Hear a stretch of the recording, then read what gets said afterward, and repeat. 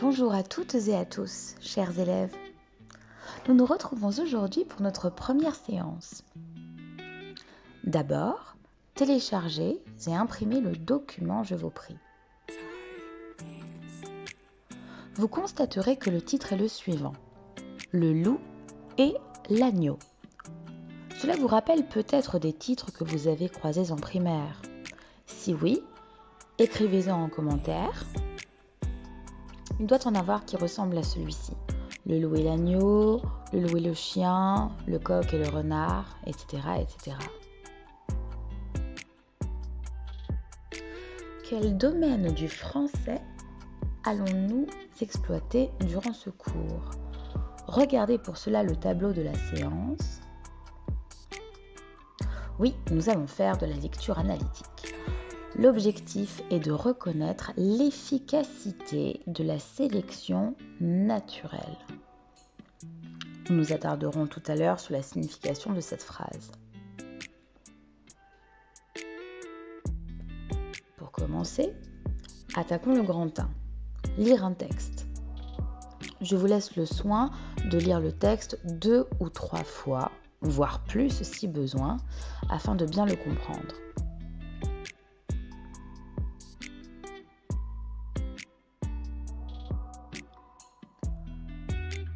Bien. Combien faudrait-il de lecteurs? S'il vous plaît, armez-vous de 3 redoutables surligneurs et surlignez les différentes voix. À la fin, votre texte doit ressembler à ceci.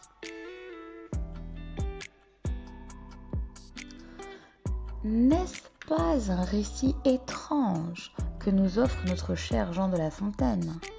Cette fable est surprenante. L'on pourrait s'attendre à ce que l'agneau parvienne à convaincre le loup, mais il n'en est rien. Et comment finit la pauvre bête innocente? En kebab. Et c'est ça, la sélection naturelle. Une chaîne haute à cause qui fait consommer du mouton. Non, je m'emballe légèrement, je crois. La sélection naturelle, c'est lorsque le prédateur, plus fort, chasse une proie plus faible. Le plus fort triomphe et le plus faible périt. Réjouissant, n'est-ce pas? Passons au grand 2. Pour cela, répondez aux questions par des phrases complètes. Je vous soumets une brève correction à l'oral ensuite. Allez-y, bon courage.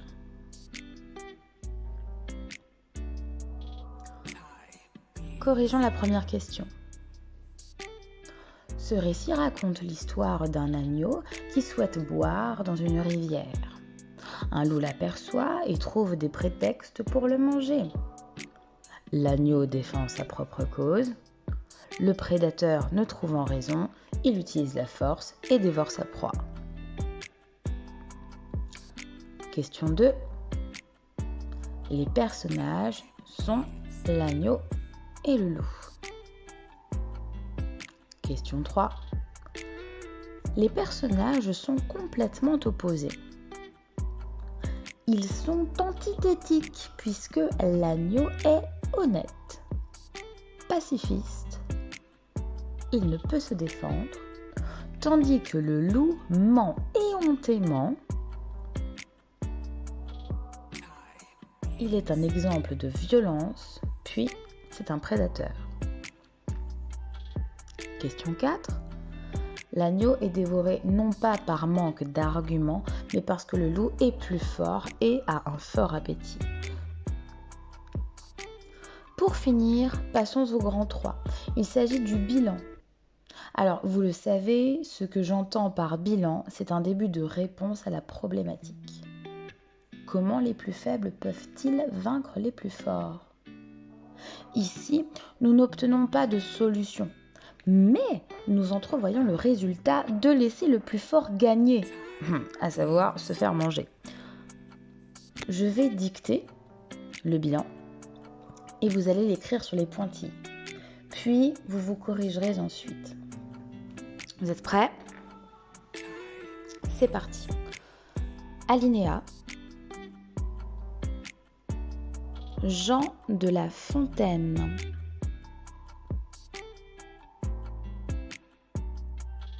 Jean de La Fontaine nous donne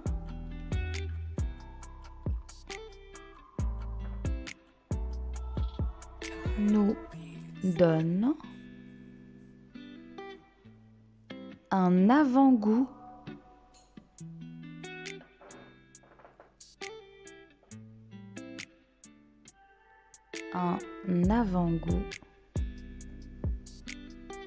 de la sélection naturelle, virgule.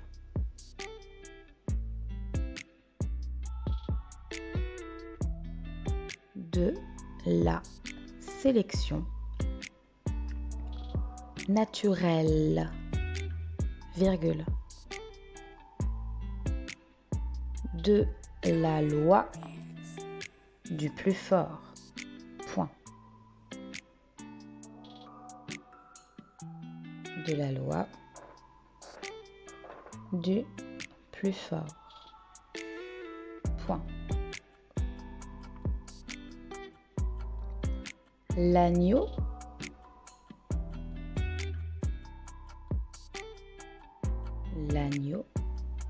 est englouti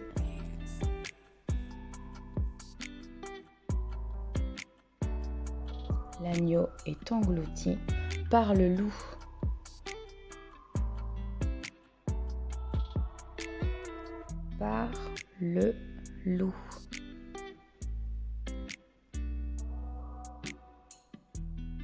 Qui ne ressent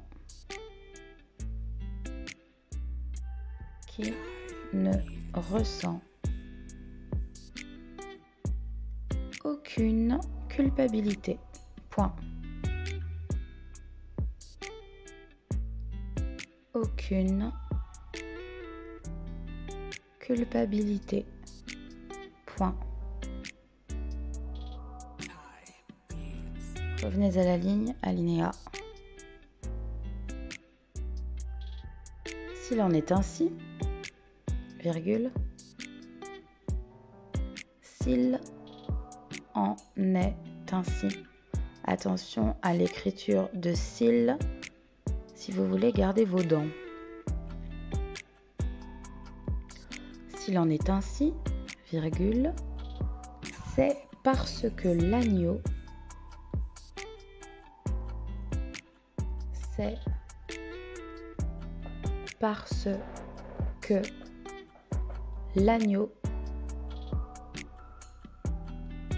n'a eu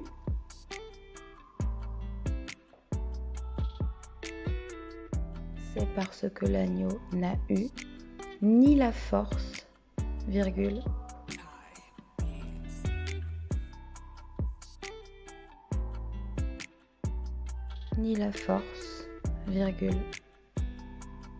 ni l'intelligence suffisante